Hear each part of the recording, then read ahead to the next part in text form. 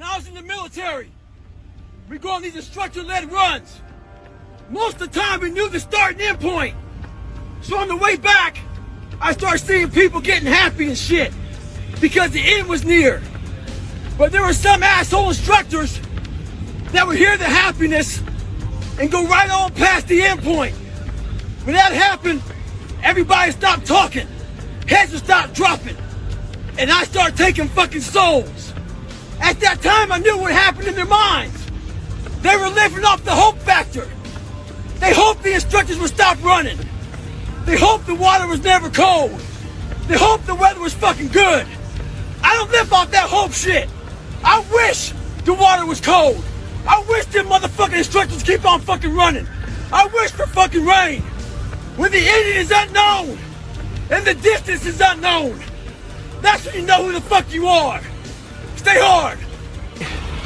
I'm about 19 and a 0.2 miles into a run, and people want to know about 2007. 2007, I did the Hurt 100.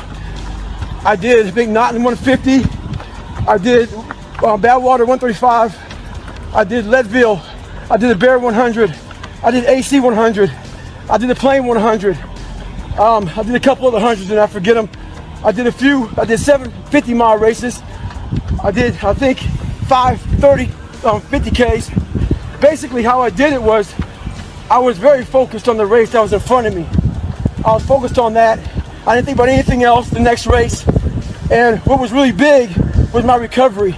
I didn't run a whole bunch in between. What I did was basically I would rest. I run about 20 miles a week and I run a race. So keep your mind in the game.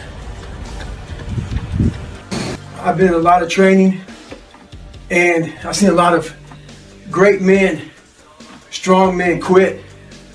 And I'd ask them, you know, how'd they train? And they say, I swam, I ran, did all these things. And the one thing they never talk about is the mental aspect of it.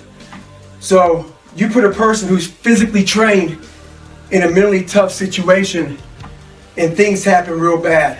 What that means is, you know, you put a guy in cold water and he's physically trained and he's not mentally trained about all of his insecurities in life and everything else he hasn't dealt with. He's gonna make up a lot of excuses on why he needs to quit something. And he's gonna wonder why, what happened? I trained so hard. I physically trained so hard. But that mental aspect of everything is the most important thing.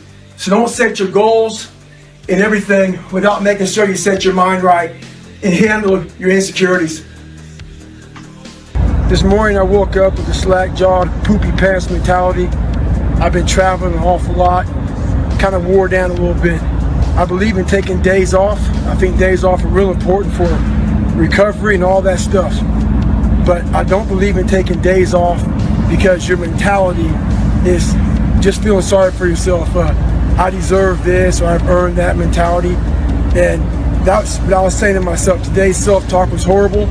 So we all have one voice, and that one voice is very powerful that says, hey, you've earned this, you deserve this, take time off, all that stuff. Start developing the other voice that fights that voice. When it's not a designated day off, I don't care if it's running, swimming, biking, studying. If it's not a day off, don't take a day off. And start developing that voice that fights the weaker voice. So remember that. We all have one voice, work on the other voice also.